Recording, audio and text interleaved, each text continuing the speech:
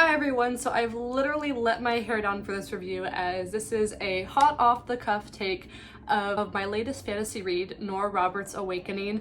I just finished listening to the audiobook moments ago and I have a few thoughts that I wanted to share right before I have time to reflect and fully process the entire story. Let's go ahead and get into it. Nora Roberts is usually a romance writer. This book does contain romance, but it's mainly a fantasy, specifically a portal fantasy. And I was drawn to it because it was a modern contemporary take on not only portal fantasy, but Irish mythology, which I do include in a lot of my own writing. So I was very interested to see like how she kind of played with certain like tropes and things from Irish mythology and how she incorporated it. I enjoyed this book. I thought it was a really good book, a really good read. It wasn't too long. I think it was about 10 to 13 hours on audiobook, so I listened to it like driving in the car, working. Never read any of her work before, so I don't know like what typically she includes. So this book opens with our main character, 26-year-old Breen Kelly, who is a school teacher living in Philadelphia with her best friend and roommate Marco. Breen has grown up without a father figure in her life, though she knew she had a father, but something's happened to him, we don't really know what. After seeing a mysterious man on the bus, she gets this weird feeling of anxiety and just freaks out. She goes to her mom's apartment house at some point and discovers that there are documents with her name on it leading to a bank account that she didn't know was open. It was sort of like an investment trust fund account for her that her mother never told her about.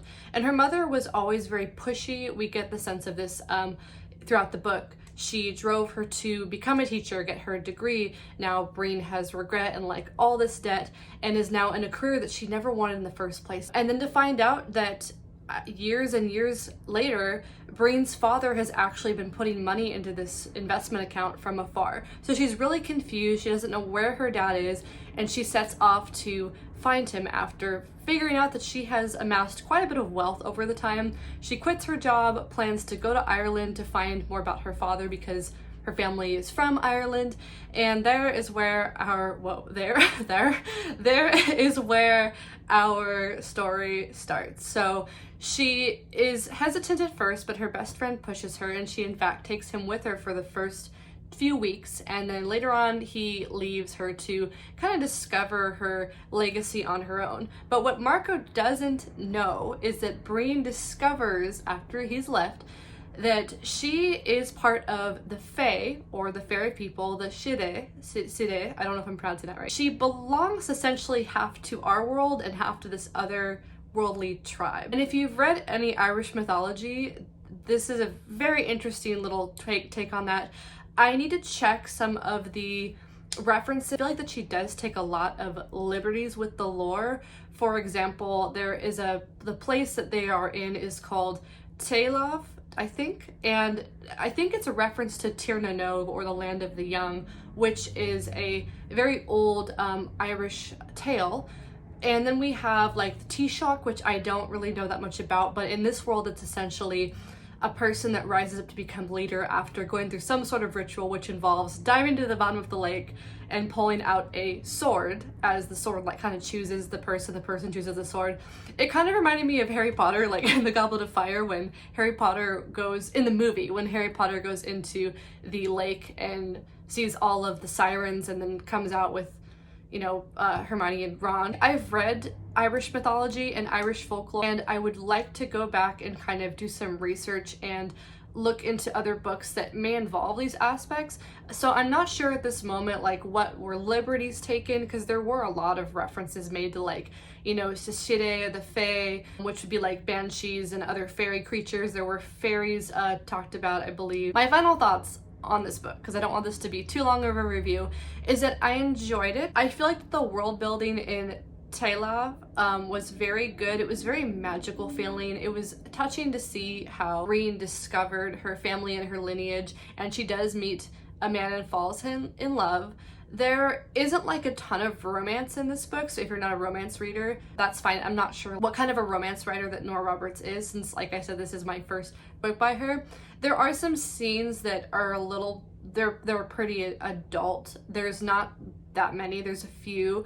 So I would encourage you, if you're if that's not your thing or you're younger, this book is definitely not for you. It's more of an adult book. Other things that irked me about this book were in the beginning, Breen is pretty mean to her mom. And I know we can all relate to being upset with family. However, I feel like that in the beginning I didn't like Breen. I thought she was kind of a brat to her mother, not really kind of seeing the full picture of what might be going on or asking questions. She just kind of gets mad and thinks that her mom cut her dad off and was cruel to have Breen work her whole life and not to be benefiting from the money that she could have helped towards her education. I understand, like, the mom was probably wrong to keep that secret. She should have talked to Breen a little bit earlier, before she was 26, but I think that how Breen handled it was pretty poor. Characters are flawed people. People are flawed in general. It was realistic in that sense, but I feel like that the author kind of pushed Breen too far. It didn't make me like her that much in the beginning. And then she just kind of leaves, and we don't really see her mom for a long time until Breen comes back and yells at her mom again for keeping the secret. But this time we do see a little bit more of a broader perspective. I don't know if Breen really feels sorry for her mom or has any empathy, because her mom was a single parent raising Breen. That said, I would have liked to have seen like more reconciliation. This book is part of a series, so there are a few, I think there's 2 more books. I'm not sure if I'll be continuing the series. While it was interesting and I did enjoy it, there wasn't like strong enough pull for the character for me personally. I love the fantasy aspects of it and the other world, the Tir na Nog type vibe, and then like the cottages in Ireland and seeing Ireland. I loved that a lot. Hopefully maybe later on in the book series she does have reconciliation with her mom. And then again, like, I'm not sure if I'll finish this. I'm glad that I read it, but I just think some of the contemporary aspects and this interesting look into Irish mythology may have not been for me. Again, I'm glad that I read it because it kind of helps me to see how other authors are incorporating mythological aspects into their work. I did grow to like Breen more later on.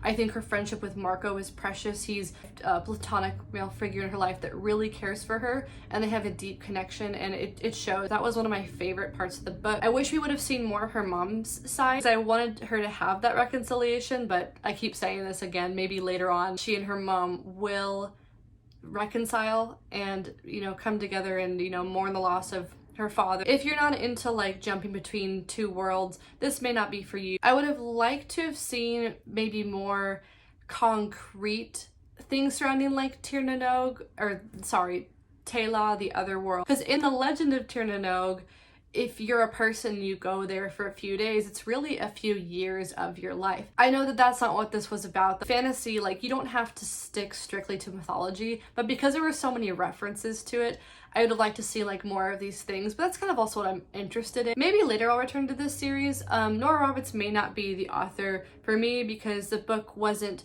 strong enough for me despite all of those aspects that I like. That was my unfiltered thoughts of Nora Roberts' Awakening. Have you read the book? What do you think of it if you have? Are you interested in checking it out? Let me know in the comments, and I will see you guys later as per usual.